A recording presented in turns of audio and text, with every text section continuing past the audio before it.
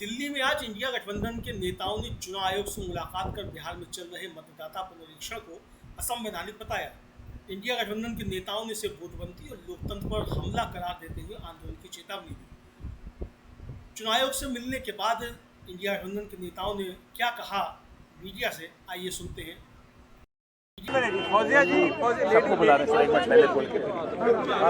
नमस्कार साथियों, अभी सबसे पहले डॉक्टर अभिषेक मनु सिंघवी जी आपसे हिंदी और इंग्लिश में मुखातिब होंगे। उसके बाद मनोज झा साहब आपसे मुखातिब होंगे और उसके बाद दीपांकर भट्टाचार्य जी होंगे और अंत में हमारे पीसीसी प्रेसिडेंट राजेश राम जी आपसे मुखातिब होंगे। मैं डॉक्टर सिंघवी से आग्रह करूंगा एक बार ऐसा है, आप शांत रहें। समय बहुत लेट हो गया है, विलम्ब हो गया है। आप लोगों का समय भी समय निकल रहा है। हम लोग आराम से सुन लीजिए, बीच में बोलेंगे तो विलम्ब और हो जाएगा। मैं हिंदी में बोलूँगा पहले, फिर अंग्रेजी में बोलूँगा, उसके बाद हमारे बाकी मित्र बोलेंगे और फिर बाद में देखेंगे क्या करते हैं। तैयार, रेडी है? तैयार, शुरू करें। हाँ दोस्तों, हमारा 11 पार्टी का डेलीगेशन विस्तृत रूप से लगभग 3 घंटे 5 सवा 5 के बाद से लेके अभी तक चुनाव आयोग के साथ मिल के आया है। लगभग 20 लोग साथ गए थे 11 पार्टियों से। पहले जो मुख्य मुद्दा था, उस मुद्दे को पहुंचने से पहले एक उससे संबंधित मुद्दे के बारे में आपको बताना चाहता हूं, जो दुर्भाग्यपूर्ण है लेकिन वो उठा था। हमने उस पर भी पक्ष रखा। वो ये है कि पहली बार हमारे को कुछ नियम बताए गए अंदर जाने के लिए। पहली बार कहा गया कि सिर्फ जो पार्टियां हैं उनके अध्यक्ष या उनके हेड जा सकते हैं। ये संभव नहीं है, ये प्रैक्टिकल नहीं है, ये कभी पहले नहीं हुआ। हम लोग सब लगभग 20 वर्ष से, मैं खुद कई डेलीगेशन लेके आया हूँ। ऐसा प्रतिबंध लगाना मतलब ये होगा कि जो वार्तालाप आवश्यक है गणतंत्र में, राजनीतिक पार्टियों और उनके रिप्रेजेंटेटिव्स और चुनाव आयोग के बीच वो हो ही नहीं सकता। दूसरा, हम लोग सब सूची देकर, नाम देकर जाते हैं। कोई ऐसा व्यक्ति जो किसी रूप से अधिकार क्षेत्र नहीं रखता है जाने का, वो नहीं जाता है अंदर। इसलिए इस प्रकार से बाध्य करना कि हर पार्टी का सिर्फ 2 व्यक्ति अलाउ होगा। आज आप देखें, बड़ा दुर्भाग्य है, 11 पार्टी हैं तो अगर 2 लोगों का नियम भी देखा जाए तो 22 लोग अंदर जाने चाहिए। हम लोग 18 थे, फिर भी हमारे सब काबिल मित्र, हमारे वरिष्ठ नेता 3-4 लोग 3 घंटे से बाहर बैठे हैं, क्योंकि कांग्रेस पार्टी के जयराम रमेश, पवन खेड़ा और लोग भी बाहर थे, अखिलेश जी बाहर थे, क्योंकि कहा कि यद्यपि 22 से कम है सामूहिक नंबर, तो भी 2 से ज़्यादा प्रति पार्टी नहीं रहेंगी। हमने इस दोनों मुद्दों के बारे में बड़े स्पष्ट रूप से चुनाव आयोग को कंप्लेन किया है और कहा है कि ये सही नहीं है, इससे हम बाध्य नहीं होने चाहिए और आप गणतंत्र में डाइल्यूशन कर रहे हैं अगर ये वार्तालाप में आप इस प्रकार के प्रतिबंध और रोकथाम लगाएंगे। अब हम आते हैं जो मुख्य मुद्दा है, जिसके बारे में हम गए थे, जिस पे लगभग 2.5-3 घंटे से वार्तालाप चल रहा है। सभी लोग बोले, मैं सिर्फ बिंदु आपके सामने रख रहा हूँ। पहला बिंदु जो हमने रखा वो ये था कि 2003 से आज 22 साल निकल गए हैं। कम से कम 4-5 चुनाव बिहार में हो चुके हैं। क्या वो सब चुनाव गलत थे? क्या वो सब चुनाव नियम के अनुसार नहीं थे? दूसरा मुद्दा, अगर आपको ये SIR रिवीजन, इंटेंसिव रिवीजन करना था, तो ये अचानक लगभग जून के अंत में घोषणा कैसे की? पहली बार ये निर्णय कैसे और क्यों लिया? मान भी लिया जाए कि SIR की आवश्यकता है, तो उसको जनवरी, इस चुनाव के बाद, दिसंबर-जनवरी के बाद इत्मीनान से, व्यापक रूप से, बहुत ध्यान से किया जा सकता था। आज आपने लगभग 1 महीना जुलाई दिया है इस बड़े भारी भरकम काम के लिए। 7.25 करोड़ इलेक्टर्स के विषय में 1 महीने का एन्यूमरेशन है। उसके बाद जो भी कुछ चीज़ें करनी है, चुनौतियां देनी है, ठीक ठाक करना है, उसके लिए 2-3 महीने और हैं। जब 2003 में आपने किया था तो उसके 1 वर्ष बाद राष्ट्रीय चुनाव था, 1 वर्ष 12 महीने बाद। जब 2003 में आपने किया था तो उसके 2 वर्ष बाद असेंबली का चुनाव था। इस बार आपके पास मात्र महीना 1.5 महीना है, ये इतने बड़े काम के लिए सही नहीं है। नंबर 3, जो आप दस्तावेज मांग रहे हैं, पिछले 1 दशक से हर चीज़ के लिए आप आधार मांगते हैं, हर चीज़ के लिए आप राशन कार्ड या आधार का कॉम्बिनेशन देखते हैं।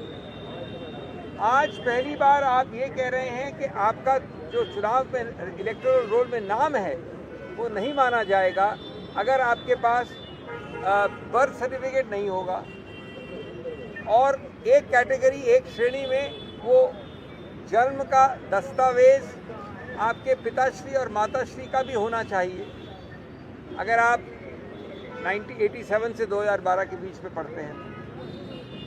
तो हमने कहा कि कितने लाखों करोड़ों लोग हैं ऐसे बिहार में, अल्पसंख्यक, गरीब, जो लोग लेबर करने बाहर जाते हैं, जो बाढ़ से पीड़ित हैं, जो पिछड़े वर्ग हैं, वो क्या अगले 2 महीने 3 महीने तक भागदौड़ करते रहेंगे ऐसे दस्तावेज लेने के लिए? और इस दस्तावेज के बिना जो लोग दशकों से 2003 के बाद से या 2005-7 के बाद से लिस्ट में हैं, वो अपने नाम को वंचित पाएंगे। ये एक हनन है लेवल प्लेइंग फील्ड का। लेवल प्लेइंग फील्ड चुनाव का आधार है, चुनाव गणतंत्र का आधार है, और गणतंत्र मूल ढांचे का आधार माना गया है। यानी उसमें थोड़ा भी आघात होता है तो बेसिक स्ट्रक्चर, मूल ढांचा जो है संविधान का, उस पर आघात माना जाता है। इन सब के ऊपर विचार करना, समय निकालना, कंसल्टेशन करना, लोगों से बातचीत करना, जो बहुत ज़्यादा व्यापक होनी चाहिए, आवश्यक थी। हमने ये भी बताया कि ये निर्णय आपने कब लिया, कैसे लिया। जनवरी तक ये निर्णय नहीं था। आपने प्रकाशित किया एक SSR एक अलग चीज़ होती है जो समरी रिवीजन होता है, वो अक्टूबर 2024 से चल रहा है। 2025 जनवरी में आपने SIR जो अब कर रहे हैं उसकी घोषणा नहीं की। आपने वक्तव्य घोषणाएं की औपचारिक रूप से चुनाव आयोग की हैसियत से अप्रैल 2025 में, मई 2025 में, जून के बीच में कई विषयों में, शिक्षा के विषय में, कैसे पार्टियों को इन्वॉल्व करना, कैसे BLOs को ट्रेनिंग करना, कहीं आपने नाम नहीं लिया SIR का, कहीं नाम नहीं लिया SIR का। तो ये अचानक कब निर्णय लिया जून के अंत में कि हम महीने, 1.5 महीने, 2 महीने में पूरा SIR कर डालेंगे? 8 करोड़, जो बिहार देश का दूसरा सबसे बड़ा प्रदेश है इस विषय में, उत्तर प्रदेश के बाद। और हमने अंत की अपनी बात उच्चतम न्यायालय के वो निर्णय साइट करके, रीड करके, बताकर उनको कि उसके अंतर्गत इस प्रकार से वंचित होना इलेक्टोरल रोल से बहुत भयानक और अत्यंत गंभीर हैरेसमेंट होता है। और उच्चतम न्यायालय ने 1995 और कई अन्य निर्णयों में कहा है कि ये नहीं होने देना चाहिए चुनाव आयोग के विषय में। Friends, there is a lot more to say, but I will summarise it in English and then I will ask my colleagues to add. Before we could come to the main issue, we had to take up a subsidiary issue, which was most unfortunate, a vital, related but subsidiary issue. And that was that we found, to our astonishment, all of us have come here for the last many decades repeatedly as individual parties, as collective multi-party delegations. I myself must have led more than 50 delegations here. We are 11 parties. We were a total of only 18 persons of 11 parties. But 2 things we have objected to inside as preliminary issues, and we have therefore gone in under protest and signed the attendance under protest. One is a requirement communicated to us suddenly in the last 2 days that only the heads of the political parties, namely the chairman or the head or the president of the party, alone should attend or can attend. This is unheard of, unthinkable.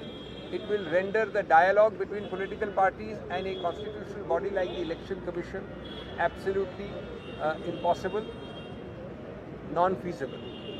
It It has never happened in the last so many years we've been coming here.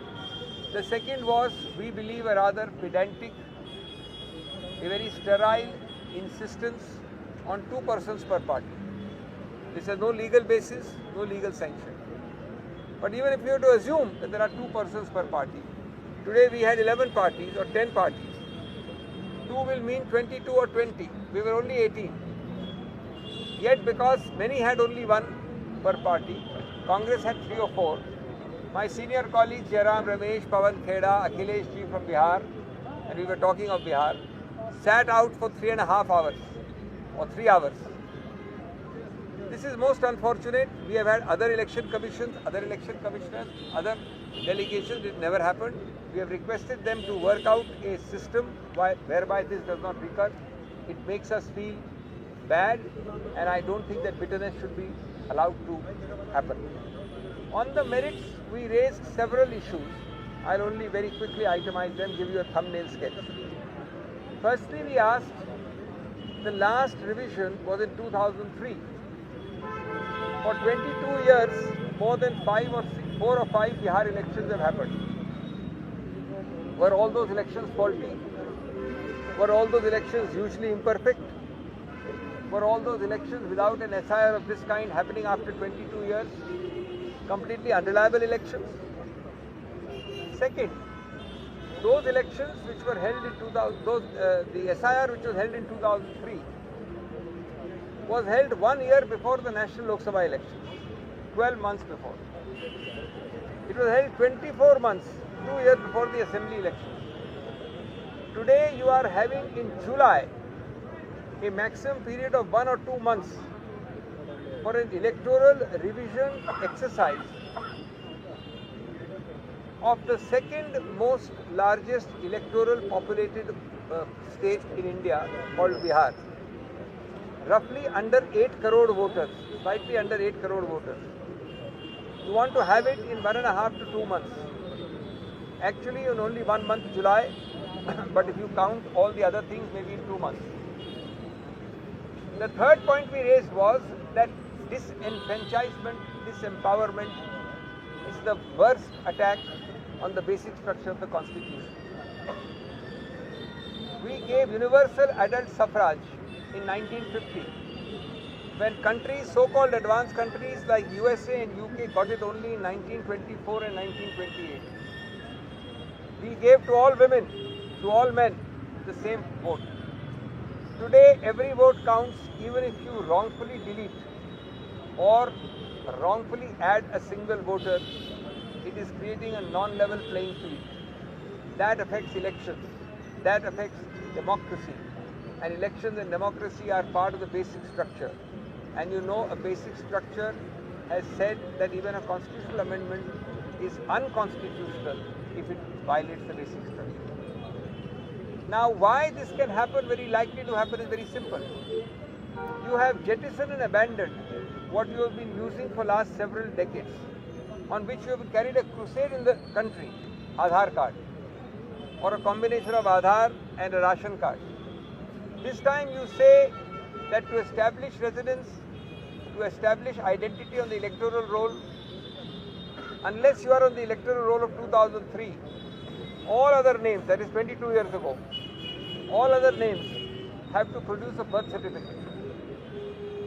In one category, you have to produce a birth certificate of yourself and your father or mother.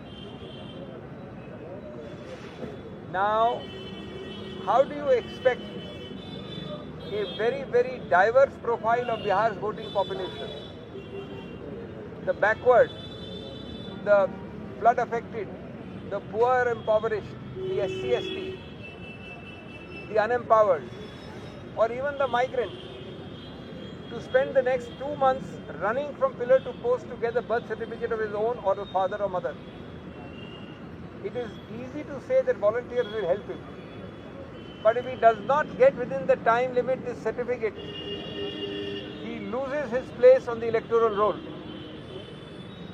We have said that upwards of 2.5 or 3 crore persons, let us assume the minimum figure of 2 crore people, may be disenfranchised by this exercise.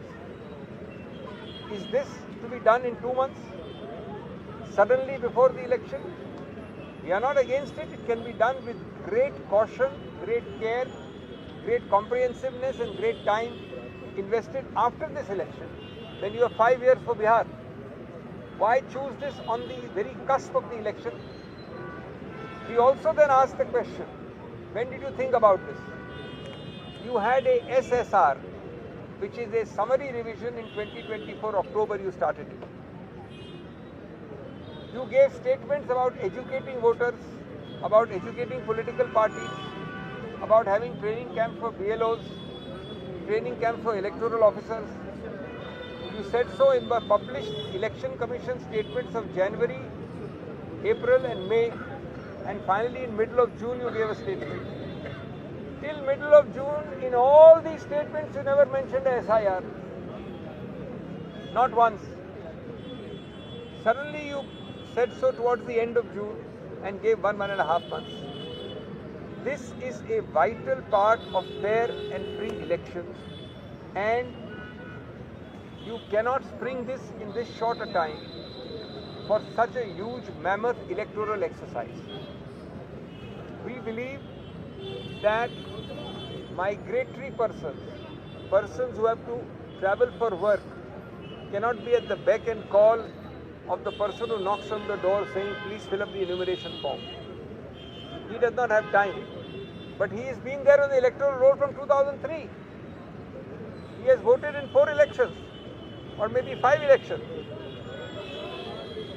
And he will say suddenly, sir, sorry, this time you did not produce your own card, birth certificate card, or your mother or father's, you are out. He will not have time to challenge in court.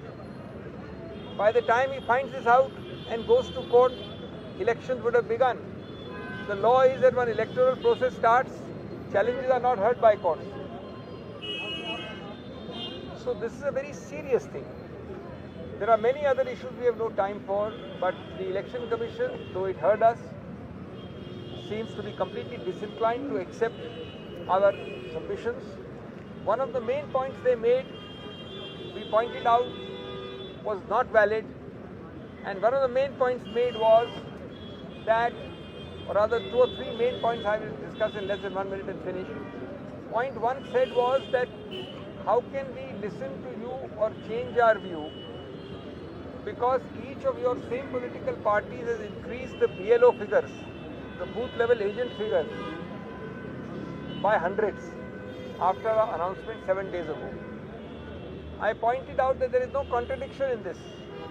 You make a new rule, we have no option but to increase our booth level agents. But that does not mean that we can't ask the if question. That does not mean that we can't come and ask you to change the rule itself because the rule is wrong. Now today if you go ahead with the rule, I have no option but to increase my booth level agents. Another argument given was that because you made so many complaints about the validity of electoral rolls in Maharashtra, it was important to do the exercise in Bihar. Well, if you had to do the exercise because we complain, it doesn't mean we can't complain about Maharashtra. It means that you should wait and do an exercise which will give purity to Bihar after the elections, not in the last 2 months. You can't squeeze us all in time, and so on and so forth. I will ask my colleagues, 2 or 3 of them to speak, but we have had this. Mr. Manoj and Mr. Dipankar. Let Mr. Manoj Jha speak. शुक्रिया साथियों, बड़े विस्तार से बड़े विस्तार से हमारे senior leader Abhishek ji ने बात रख दी है। सिर्फ इतना कहना चाहता हूं, इस मीटिंग को मैं सौहार्दपूर्ण कतई नहीं कह सकता। मेरे पास कोई कारण नहीं है। हम सब ने बिहार की चिंता रखी, गरीब गुरबे दलित पिछड़े अल्पसंख्यक मुसलमानों की चिंता रखी, लेकिन उस चिंता से जो चिंतन की व्युत्पत्ति होनी चाहिए थी उसका अभाव देखा हमने। मैंने कहा कि सौहार्दपूर्ण मैं कतई नहीं कहूंगा। हमने उनको सौंप दिया नेता प्रतिपक्ष तेजस्वी जी का पत्र, जिसमें बिंदुवार कि कैसे ये लोगों को बेदखल करने की साजिश है, निकालने की साजिश है। और मैं आपके समक्ष एक बहुत बात कहता हूं, बातचीत के क्रम में चुनाव आयोग की तरफ से 20% जो पलायन करके बिहार के वासी बाहर रहते हैं, निशाने पे वो भी थे, बेदखल करने में। उनमें से कई आप लोग भी होंगे। अगर किसी एक्सरसाइज का पर्पस इंक्लूजन के बदले एक्सक्लूजन हो जाए तो हम क्या ही कहें। हमने अपनी तमाम चिंताएं रखी मौसम को लेकर के। पहला सवाल जिसका जवाब नहीं है उनके पास कि जो चीज 22 बरस नहीं हुई उसको फिर से करने का रैशनल बताइए। कुछ नहीं, कोई जवाब नहीं। आपके कर्मचारी इक्विप्ड हैं, कोई जवाब नहीं। अगर दिक्कत आएगी 1 महीने के अंदर क्या होगा। एलिजिबिलिटी को मार्क करने के जो आपके तरीके हैं वो अधिकांश लोगों के पास वो 11 दस्तावेज नहीं है। हम उनकी बात कर रहे हैं जिनके पास एक अलग से सूटकेस नहीं होता है दस्तावेज रखने का। जो गरीब गुरबा मौसम भी झेल रहा है, एक तरफ सुखाड़ एक तरफ बाढ़, और इसी प्रक्रिया में 1 महीने के अंदर सब होना है। हमने माननीय चुनाव आयोग से कह दिया, अगर आपकी मंशा एक व्यापक पैमाने पर करोड़ों लाखों लोगों को बेदखल करने की है तो ये कहानी यही नहीं रुकेगी। सैलाब सड़कों पर भी होगा, क्योंकि सबसे महत्वपूर्ण राइट है राइट टू वोट, और 1 वोट 1 वैल्यू। चाहे उद्योगपति हो या भूमिहीन किसान हो, अगर आप उसके साथ छेड़छाड़ कर रहे हैं, किसी के इशारे किसी के इरादे, तो उसको खारिज करेंगे। नेता प्रतिपक्ष ने बिहार में भी कहा, चिट्ठी भी भेजी है। हमने एक एक दस्तावेज अपनी चिंताएं अलग अलग साथियों ने जो न्यूज़पेपर्स में लिखा उनको सौंप दिया है। उम्मीद है कि माननीय चुनाव आयोग दीवार पे लिखी इबारत पढ़ेगा कि यह हिंदुस्तान के इतिहास में बेदखल करने की जो साजिश है लाखों लोगों को बिहार में, ये बिहार की अस्मिता का भी सवाल है। डाउटफुल वोटर ढूंढने निकले हो, कहां से? बिहार में। ये आपकी मंशा को दिखाता है। बाकी सारी बातें हमारे साथियों ने कही। दीपांकर जी, हम चुनाव आयोग को अपनी आपत्ति, आशंका और चिंताओं से अवगत कराने के लिए आए थे, और बिहार के लोगों को पता है कि इतना बड़ा डेलीगेशन आज चुनाव आयोग से मिलने गया है। इसलिए सबसे पहले आपके माध्यम से बिहार के मतदाताओं को मैं बता देना चाहूँगा कि चुनाव आयोग से मिलने के बाद, लंबी बातचीत के बाद, हमारी आशंका और बढ़ गई है, हमारी चिंताएं और बढ़ गई है, क्योंकि हमारे किसी भी सवाल का कोई सेटिस्फैक्टरी रिप्लाई हमें चुनाव आयोग से बिल्कुल नहीं मिला। जो मनोज जी ने अभी बताया कि चुनाव आयोग ने आंकड़ा दिया कि 20% लोग बिहार से बाहर माइग्रेट करते हैं, और चुनाव आयोग ने अब ये कहा कि चुनाव में वोट डालने के लिए आपको ऑर्डिनरीली रेसिडेंट होना पड़ेगा। इसका मतलब वो जो पलायन करके कमाने के लिए बाहर आने के लिए मजबूर हैं और वोट डालने के लिए चुनाव में जाते थे, बिहार में जाकर के वोट डालते थे, चुनाव आयोग की नज़र में वो बिहार के ऑर्डिनरीली रेसिडेंट नहीं है, और इसीलिए वोटर लिस्ट में नाम उनका नहीं रहना चाहिए। ये करीब करीब साफ चुनाव आयोग ने बताया, ये 20% का एक आंकड़ा दिया। हमने कहा कि बिहार के इतने सारे गरीब, उनके पास ये सर्टिफिकेट नहीं होगा, ये मैट्रिक का सर्टिफिकेट, ये ज़मीन का सर्टिफिकेट, आवासीय प्रमाण पत्र, कास्ट सर्टिफिकेट, ये कुछ भी नहीं होगा। जो उनके पास हो सकता था वो है आधार कार्ड, वो उनके पास है उनका राशन कार्ड, उनके पास है जॉब कार्ड, उनके पास हो सकता है कुछ नौजवानों के पास ड्राइविंग लाइसेंस, लेकिन आप उनको मान्यता नहीं दे रहे हैं। तो इनके जो 2003 के बाद वाले जिनकी नागरिकता इनके नज़र में संदिग्ध है, ये साफ उन्होंने कहा कि 2003 के वोटर लिस्ट में जिनका नाम है, they will be presumed to be citizens of India, और 2003 के बाद जितने नाम चढ़ेंगे वो उनको नागरिकता साबित करनी पड़ेगी चुनाव आयोग को। जितने हमारे नौजवान मतदाता हैं आज के दौर में, छात्र नौजवान जो रोजगार को लेकर सड़क में आते हैं, सवाल उठाते हैं, जो अग्निवीर के खिलाफ प्रदर्शन करते हैं, रोजगार के सवाल पर, पलायन के खिलाफ, आज उनकी नागरिकता चुनाव आयोग के नज़र में संदिग्ध है और साबित करने की आवश्यकता है। और इसीलिए उन तमाम लोगों को ये SIR के बहाने इसको एक सिटीजनशिप टेस्ट में धकेल दिया गया। हमने चुनाव आयोग से साफ साफ कहा कि भी आपके घोषणा से बिहार के लोगों को नोटबंदी याद आ गई, और बिहार के लोग पॉपुलरली इस SIR को स्पेशल इंटेंसिव रिवीजन, बड़ा लंबा चौड़ा नाम है, उसका बहुत छोटा सा नाम लोगों ने दिया है, ये वोटबंदी है। ये वोटबंदी है बिहार के लोगों के लिए, गरीबों के लिए, खासतौर पर प्रवासी मजदूरों के लिए, उन तमाम लोगों के लिए जिनके पास वो कागजात नहीं होते हैं, जिन कागजात के आधार पर अब चुनाव आयोग एलिजिबिलिटी तय करना चाहता है। इसलिए हम आपसे कहने के लिए बाध्य हैं कि हमारी चिंताएं और बढ़ गई हैं। अब मोदी जी ने जैसे कहा था कि 1 साल के बाद कृषि कानून को वापस लेते हुए कि हमारी तपस्या में कोई कमी रह गई थी, हम किसानों को समझा नहीं पाए, तो हमें मोदी जी को ही एक तरह से कह देंगे कि भाई हमारी तपस्या में शायद कोई कमी है, बिहार के लोगों की तपस्या में कमी है कि चुनाव आयोग को हम लोग छोटी सी बात समझा नहीं पाए कि 1 महीने में, जुलाई महीने के अंदर, बरसात के महीने में 8 करोड़ मतदाताओं के पास आप बिल्कुल नहीं पहुंच सकते हैं।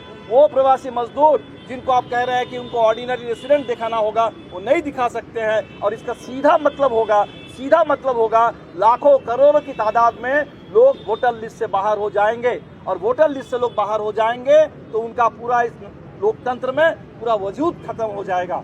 ये बात हम चुनाव आयोग को समझा नहीं पाए, लेकिन आप चुनाव आयोग पर हैं, चुनाव आयोग क्या सोचता है आने वाले दिन में। लेकिन बिहार के मतदाताओं को हम साफ साफ बता देना चाहते हैं कि आपके वोट डालने का अधिकार, जो सबसे बुनियादी अधिकार है लोकतंत्र में, वो आज खतरे में है। आपका वोट, आपके वोट डालने का अधिकार खतरे में है। इससे बड़ा संविधान और लोकतंत्र पर हमला आज तक हमने न कभी सोचा था, न कभी हमने देखा है, जो आज हमारे सामने आ गया है। तो बिहार के लोग जरूर इस पर गौर करेंगे, और बिहार ने जो कहा है कि हमें ये वोटबंदी मंजूर नहीं है और मताधिकार और लोकतंत्र की रक्षा हम हर कीमत पर करेंगे, तो बिल्कुल एक बड़े आंदोलन की जरूरत है। ये चुनाव आयोग से मिलने के बाद हमें और ज्यादा इस मामले में भरोसा हो गया कि आंदोलन के बगैर ये बात आगे बनेगी नहीं। सम्मानित सभी लोग, जैसा कि आप जानते हैं कि बिहार में आगामी जो है बिहार विधानसभा का चुनाव, और ये चुनाव के परिप्रेक्ष्य में, चुनाव के बीच में जिस तरह से इलेक्शन कमीशन ने जो है मात्र 25 दिन के तुगलकी फरमान जारी करके बिहार के लोगों के साथ वोट देने के लिए वंचित करने का काम किया है, उसके लिए हम लोग बिहार से और हमारे सभी नेतागण इंडिया गठबंधन के अवगत कराने के लिए आए हैं। लेकिन यहाँ देख करके काफ़ी आश्चर्य हुआ, और देख करके ये आश्चर्य हो रहा था कि अंदर हमारी बातों को, डेलीगेशन को सुनने के लिए भी नहीं तैयार था। हम लोग आधा घंटा 45 मिनट डेलीगेशन अंदर जाने के लिए हम संघर्ष करते रहे। तो इसलिए उसी समय मुझे ये जो है महसूस हो रहा था कि शायद अंदर जाकर के हम बिहार के मतदाताओं के लिए जो बाबा साहेब भीमराव अंबेडकर जी के जो दिए हुए संविधान में अधिकार है, जो हर व्यक्ति को एक वोट देना है, उनके अधिकार छीने जाएंगे। जिस तरह से इलेक्शन कमीशन का जो रवैया है, केवल वो अपनी बातें समझा रहे थे कि जो है इसको फॉर्म कैसे भरना है, कितना दिन में प्रक्रिया पूरा करना है। लेकिन जब हमने कहा कि अभी जो है 18 जून को मानसून ब्रेक करने के बाद बिहार के दिहाड़ी मजदूर के सुखाड़ वाले एरिया, चूँकि वहाँ बिहार जो है 2 परिक्षेत्र में वहाँ बटा हुआ है प्राकृतिक रूप से, पहला उत्तरी बिहार और दक्षिणी बिहार। दक्षिणी बिहार में जो है ये प्रकृति पर जो है निर्भर कृषि होती है। वहाँ के लोग पंजाब, हरियाणा और अदर स्टेट में मानसूनी सत्र में आ करके वो अपना बुआई करने आते हैं। तो आप 25 दिन में आज से जोड़े तो मात्र 20 दिन होता है, और उस 20 दिन में वो दिहाड़ी करने वाले लोग के घर पर जब आपके BLA जाएंगे और जो आपके कर्मचारी जाएंगे वो नहीं मिलेंगे, तो उनके लिए आपके पास क्या व्यवस्था? पहली तो मैंने ये कहा।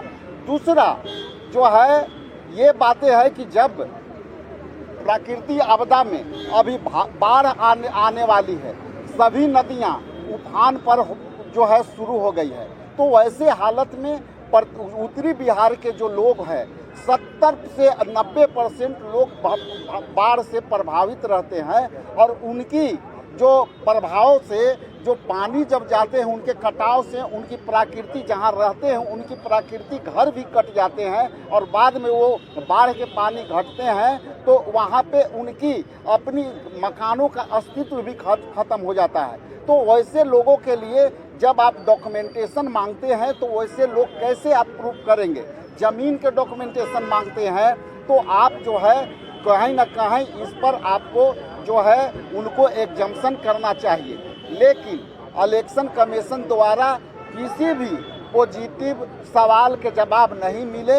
इसलिए आने वाला समय में जो बिहार के जो 8 करोड़ हमारे मतदाता हैं वो 8 करोड़ मतदाता में से जैसा कि उनकी बातों से ये सहमत में आया कि ये 20% पहले ही डिसाइड कर चुके हैं कि 20% वोटर को हम वोट देने से वंचित करेंगे।